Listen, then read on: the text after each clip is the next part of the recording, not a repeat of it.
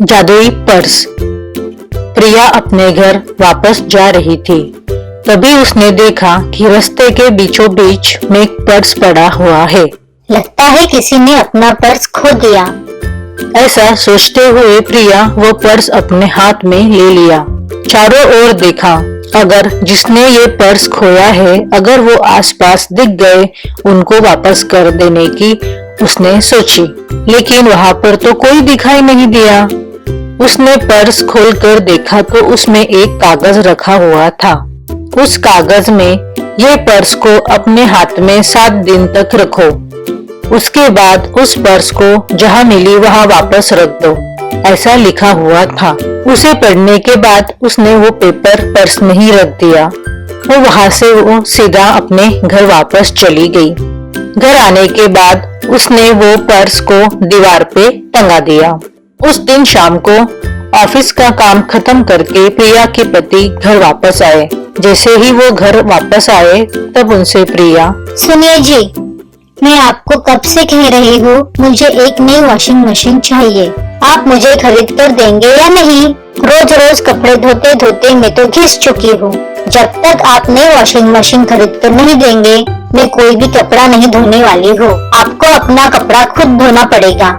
अपने पति से गुस्से से बोली, तुम इतना गुस्सा क्यों हो रही हो? मैंने ऑफिस में एडवांस मांगा है, अगले हफ्ते मिल जाएगा। एडवांस मिलते ही वो पैसे मैं तुम्हें दे दूंगा। उन पैसों से दुकान जाकर तुम अच्छा सा वॉशिंग मशीन खरीद लेना। पति ने कहा, मैं सिर्फ अगले हफ्ते तक मोहलत दे रही हूँ, तब तक कपड़े लॉन्ड्री में दे देते हैं, ठीक है? प्रिया ने पति से कहा, अच्छा छोड़ो, इतने दिन तुमने इंतजार किया ना, तो बस एक और हफ्ते की तो बात है। ठीक है, मुझे 1 कप चाय दे दो। पति ने प्रिया से चाय मांगी। चाय बनाने के लिए प्रिया किचन में चली। वो चाय बनाकर ले आई और पीने के लिए अपने पति को दिया। वो चाय पी रहे थे, तभी उसने पर्स के बारे में पति को बताया। पति बोले, बैग चुराने वालों को बेवकूफ बनाने के लिए ऐसा लिखा हुआ होगा, तुम भी उसे अपने घर ले आई। उसने पत्नी को डांटा। उसके 6 दिन बाद प्रिया के पति ने प्रिया को 20,000 रुपए उसके हाथ में दिए। कल मैं ऑफिस के काम से बाहर जा रहा हूँ, आते आते 4 दिन लग जाएंगे। तुम दुकान में जाकर अपने पसंद की वॉशिंग मशीन खरीद लेना, उसने प्रिया से कहा। प्रिया भी मान गई। अगले दिन प्रिया के पति ऑफिस के काम से शहर के बाहर चले गए। उस दिन शाम को प्रिया वॉशिंग मशीन खरीदने के लिए इलेक्ट्रॉनिक दुकान में जाने वाली थी। उसने हाथ में रखे 20,000 रुपए उसी रास्ते में मिले बैग में रखे और वहां से चल पड़ी। प्रिया इलेक्ट्रॉनिक दुकान में पहुंच गई। उस दुकान में अलग अलग तरीके के वॉशिंग मशीन रखी हुई थी। उसमें से प्रिया ने एक अच्छी सी वॉशिंग मशीन खरीद ली। पैसे देने के लिए उसने वो पर्स को खोला। उसके अंदर जो उसने 20,000 रुपए रखे हुए थे वो अब 40,000 रुपए हो चुके थे। प्रिया उस बात पर विश्वास ही नहीं कर रही थी। अरे ये क्या हुआ, मैंने तो 20,000 रुपए ही रखे हुए थे, अब तो ये दोगुना हो गए। बेचारी सोचती ही रही। तभी वहाँ खड़े सेल्समैन बोले, मैडम आप पेमेंट कर रहे हो ना? प्रिया होश में आ गई और वॉशिंग मशीन के लिए उसने 20,000 रुपए दिए। पैसे देने के बाद प्रिया, इस वॉशिंग मशीन को मैंने दिए हुए पते पर डिलीवर कर देना, बोलते हुए चल पड़ी। घर पहुंचते ही उसने पर्स को खोला तो उसमें 20,000 रुपए थे। अपना शक दूर करने के लिए प्रिया ने हाथ में रखे हुए 500 रुपए उसमें डाल दिए और पर्स बंद कर दिया। थोड़ी देर बाद खोलकर देखा तो उसमें तो अब 2 500 की नोट थे। तब जाके प्रिया को एक बात समझ आई। इस पर्स में तो जादू है, जितना पैसा इसमें डालो वो दोगुना हो जाता है। उसके पास जितने सोने के गहने थे उसमें डालकर पर्स बंद कर दिया। उसने दोबारा खोल के देखा तो सारे गहने दोगुना हो गए थे। वो बहुत खुश हो गई। अब उस पर्स में डालने के लिए उसके पास ना ही पैसे और गहने थे। वो रात तो गुजर गई। अगले दिन उसने उस पर्स में पैसे रखे, लेकिन वो पैसे तो दोगुना हुए ही नहीं। तभी प्रिया को जो बात कागज में लिखी हुई थी वो याद आ गई। 7 दिन के बाद तो ये पर्स कोई काम ही नहीं करते। जादू की बात तो आखिरी में पता चली। अगर पहले पता चलता तो पर्स की मदद से इतने सारे पैसे और गहने बना लेती। छह, किस्मत ही खराब थी। सोचती हुई प्रिया उस पर्स में जो कागज था, ये एक जादुई पर्स है, 7 दिन इसका प्रयोग करके वही रख दे जहाँ से आपको मिला था, ऐसा लिखकर उस पर्स में रख दिया। उसने वो पर्स उसे जहाँ मिला था वहीं पे रखकर अपने घर चल पड़ी।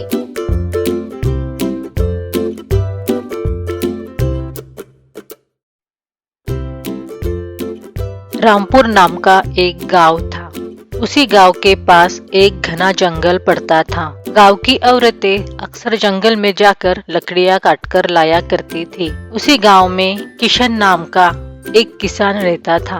किशन की 2 बीवियां थी जो आपस में बहुत ज्यादा लड़ा करती थी। किशन की पहली पत्नी का नाम अनीता था और दूसरी पत्नी का नाम सुनीता था। एक दिन की बात है, जब किशन की पहली पत्नी अनीता लकड़ियां लेने जंगल गई तो अनीता ने देखा कि एक छोटा सा चूहा पिंजरे में कैद था। चूहा बहुत उदास था। जब अनीता उसके नजदीक आई तो चूहे ने उसे आवाज लगाई और मदद मांगी। अनीता एकदम से डर गई और चूहे से पीछे हो गई। फिर चूहे ने उसे कहा, अगर तुम मुझे इसे आजाद कर दोगी तो मैं तुम्हें 3 वरदान दूंगा। अनीता ने पहली बार चूहे को बोलते हुए सुना था और वह उस चूहे से डर भी रही थी। चूहे ने फिर उसे कहा, मुझसे डरो नहीं, मैं तुम्हें कुछ नहीं करूँगा। मैं एक जादुई चूहा हूँ, मेरे पास बहुत सी जादुई शक्तियाँ हैं, लेकिन जब तक मैं इस पिंजरे में कैद हूँ तब तक मेरी सारी जादुई शक्तियाँ भी कैद रहेगी। अनीता बहुत चालाक थी। 3 वरदान का नाम सुनते ही उसके मन में लालच भी आ गया। उसने चूहे को पिंजरे से आजाद कर दिया। जैसे ही चूहा आजाद हुआ, उसकी सारी जादुई शक्तियाँ भी वापस आ गई। चूहे ने अनीता को धन्यवाद किया और कहा, क्या चाहिए तुम्हें, मांगो अपने 3 वरदान। जैसे ही अनीता ने अपने 3 वरदान मांगना शुरू किए, चूहे को समझ आ गया कि यह एक लालची औरत है जिसे सिर्फ खुद के लिए ही सब कुछ चाहिए। उसने अनीता को कहा, मैं तुम्हें यह 3 वरदान तो दूंगा, लेकिन मेरी एक शर्त है, जो भी तुम मांगोगी तुम्हारी पड़ोसन को उससे दुगना मिलेगा। लालची अनीता चुप होकर कुछ सोचने लगी, फिर बोली, ठीक है, मुझे तुम्हारी शर्त मंजूर है। अनीता ने अपना पहला वरदान मांगा कि मैं सबसे अमीर स्त्री बनना चाहती हूँ। चूहे ने उसे कहा, क्या तुम्हें पता है कि ये वरदान तुम्हारी पड़ोसन को भी सबसे अमीर स्त्री बना देगा? कोई बात नहीं, क्योंकि वह मेरी सौतन है और मुझसे डरती भी है। जो भी उसको मिलेगा वो सब मेरा ही होगा। यह सुनते ही चूहे ने तथास्तु कहा। अनीता ने अपने दूसरे वरदान में उससे कहा कि मेरा एक बड़ा सा सुंदर महल हो। चूहे ने कहा, तुम्हें याद है ना, तुम्हारी सौतन को तुमसे दुगना मिलेगा। महिला ने हंसते हुए कहा, मुझे याद है, उसके 2 महल होंगे तो कोई बात नहीं, वो सब कुछ मेरा ही होगा। चूहे ने कहा, तथास्तु। जब चूहे ने अंतिम वरदान के लिए कहा, अनीता सोचने लगी। अनीता बहुत चालाक थी। वह कभी नहीं चाहती थी कि उसकी सौतन उससे अमीर हो जाए। उसने अपने मन में सोचा कि मैंने जो भी मांगा उसका दुगना उसकी सौतन को मिला है, तो उसने अपने लिए एक हल्का सा हार्ट अटैक यानी दिल का दौरा मांगा। उसके मन में यह था कि हार्ट अटैक भी उसकी सौतन को दुगना ही आएगा, जिससे उसकी सौतन मर जाएगी। चूहा भी समझदार था। उसने साथ ही कहा, तथास्तु।